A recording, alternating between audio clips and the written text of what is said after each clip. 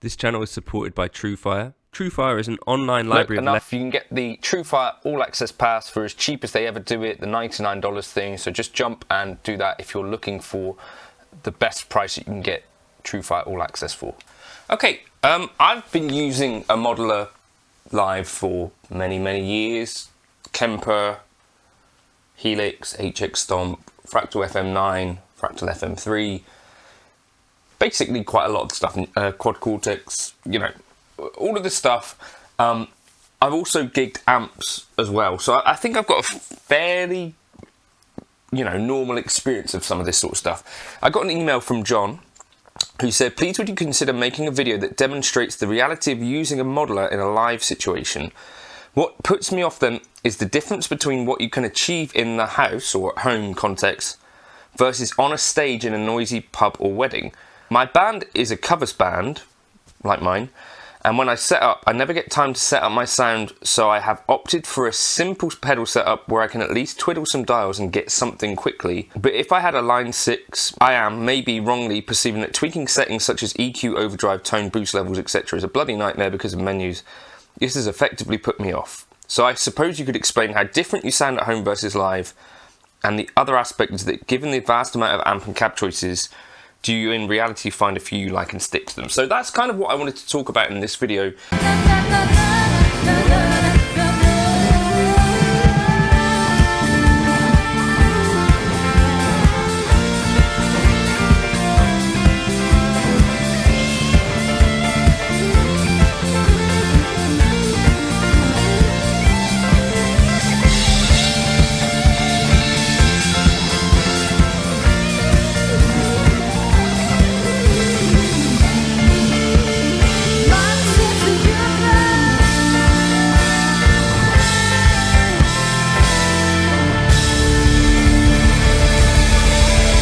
On the gig, generally, I wouldn't be tweaking presets particularly. The main thing that I'd be changing, if there was something that needed changing, would be that I'd be changing the levels relatively between like clean drive and solo. So that's about the only tweaking that I would be doing on a gig. I don't know if that's entirely normal, so you jump into the comments for John and let him know if you're a tweaker.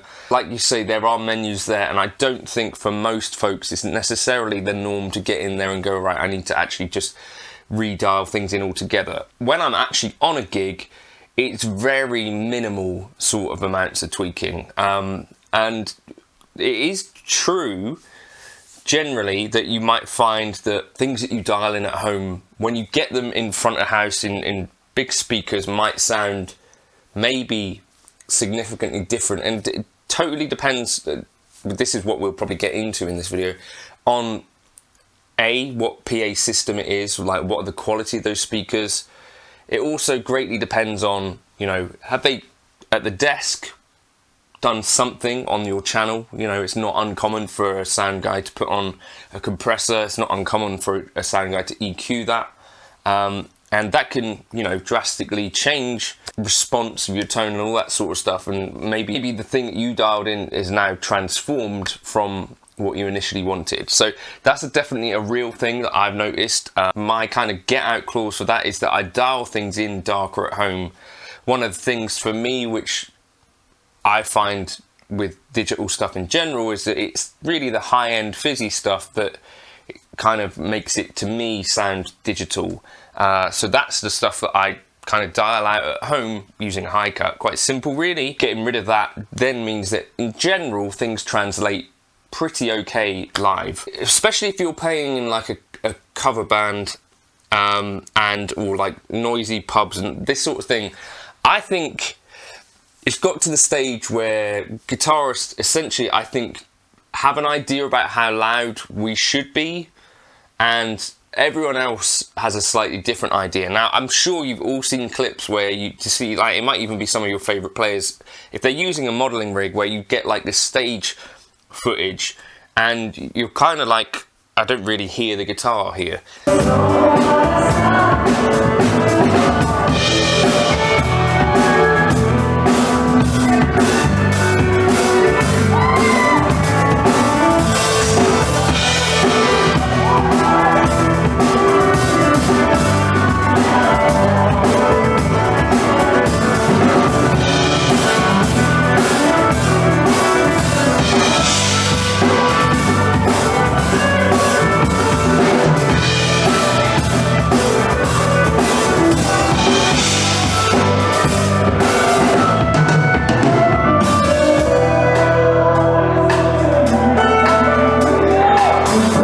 this is a huge part of why people have a problem with the digital modeling stuff in general.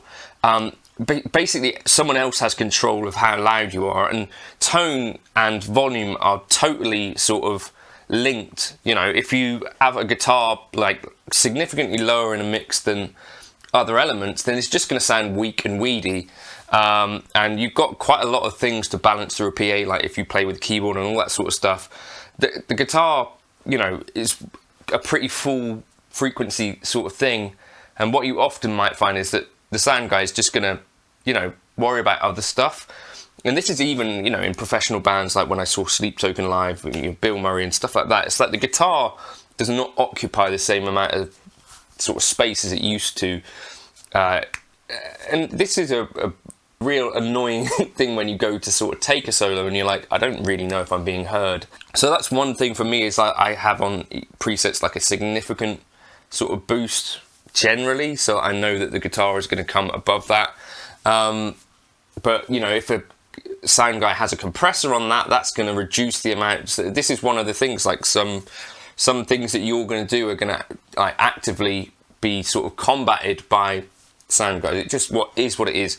The main thing I would suggest is, if you're unhappy with your modeling rig going fully direct and going fully ampless, I would say there is the in-between where you're using an FRFR, and some amount of stage volume I think is the real key to actually being able to get something back.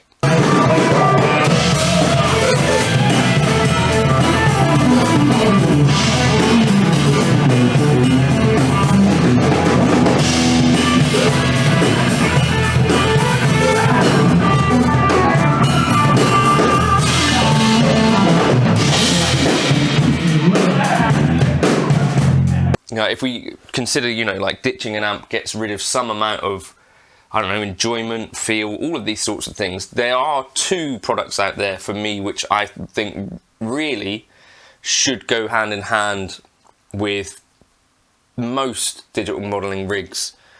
And it's just because, you know, especially if you're playing in a pub or like a cover band, this sort of stuff, I just think there's no reason, particularly if you've got a real drum kit, that there can't be some amount of stage volume. Now, other people in the band may disagree, but you're the guitarist and you're the one watching this video. I did a gig with a sound guy the other day who was playing bass for it, and like he had so much stage volume.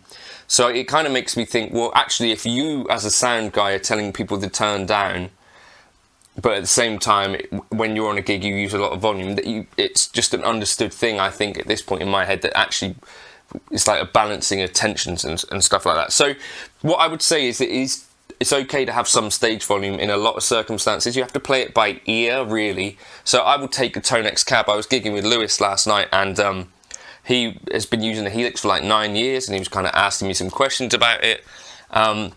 Because he was saying, you know, sometimes this stuff in my ears, I'm like happy with it, other times I'm not.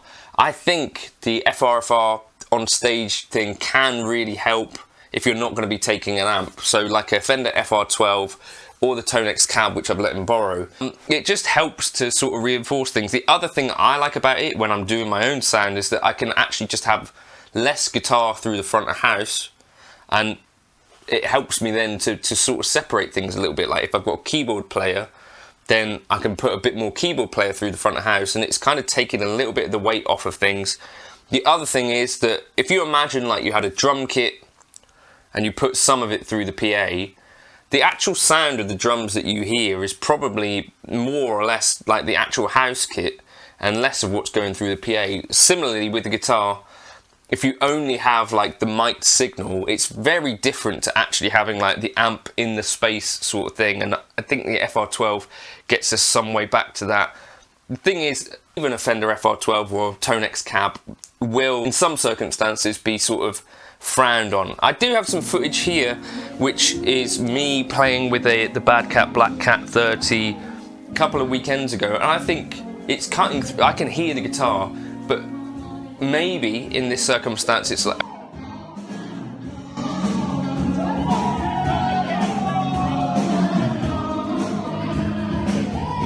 a bit too loud.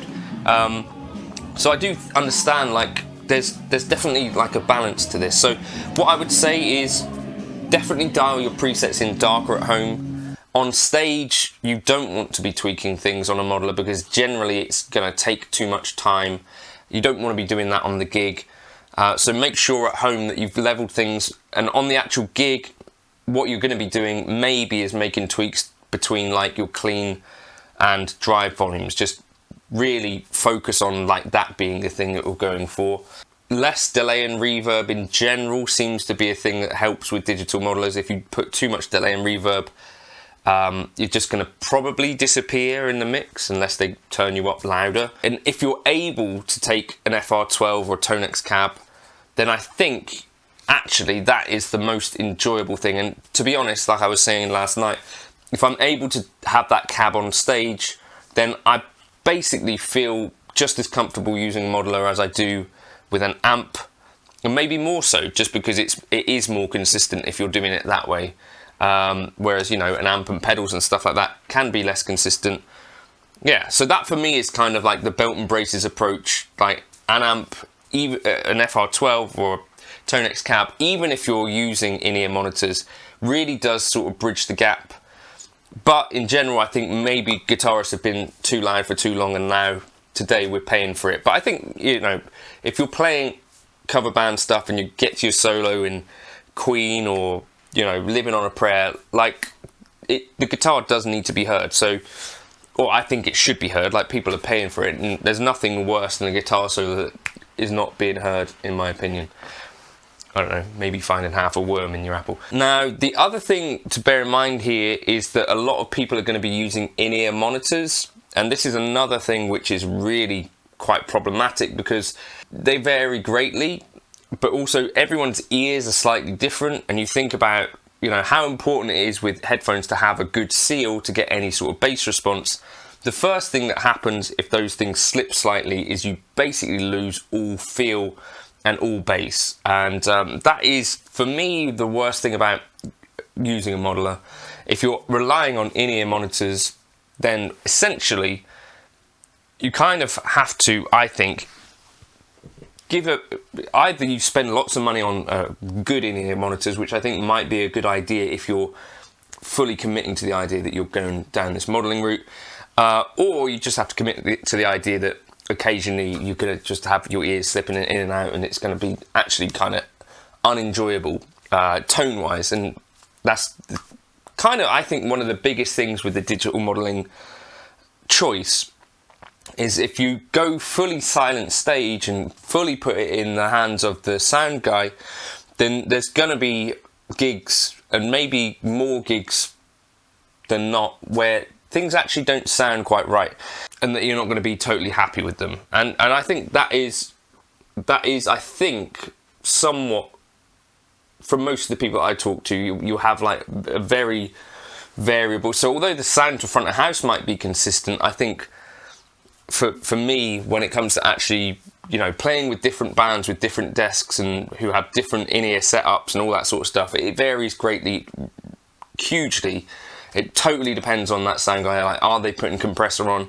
Are they putting an EQ on? The one thing I've found that you should probably be doing is ask that on your sends that they're sending that to you pre-EQ, pre-compressor, if they've got the ability to do that, so that anything that they're doing out of front of house to alter your tone doesn't happen in your ears. The other thing I found that helps to some extent is putting a little bit of a high cut on your overall in-ear bus or send, so that it just takes off some of the harsh high end on your in-ears, and you've already at home taken off a load of that high end. It's just the fact that you know that you've got to compensate for these dodgy in-ears, essentially. Right, anyway, so those are kind of like the realities of it. Like, it's not that different to using an amp live. Like, it won't actually be that much smaller if you do use an FR12 or TONEX cab. It might be more convenient. It might be more reliable over time. It probably will be slightly more controllable. So that was the thing, like noticing with the Bad Cat, was like maybe that might be too much volume out front. Also, get a wireless unit so you can hear what you sound like in the room and get an idea of the mix. Get a wireless guitar thing, so that you can walk around and actually hear what it sounds like. And maybe you'll find if you go out in front of the house, oh, I'm nowhere near loud enough, or maybe you'll find I'm way too loud. Give it all a try. But yeah, bear in mind that it might not be the most enjoyable thing ever. I think that's the reality of using a modeler live.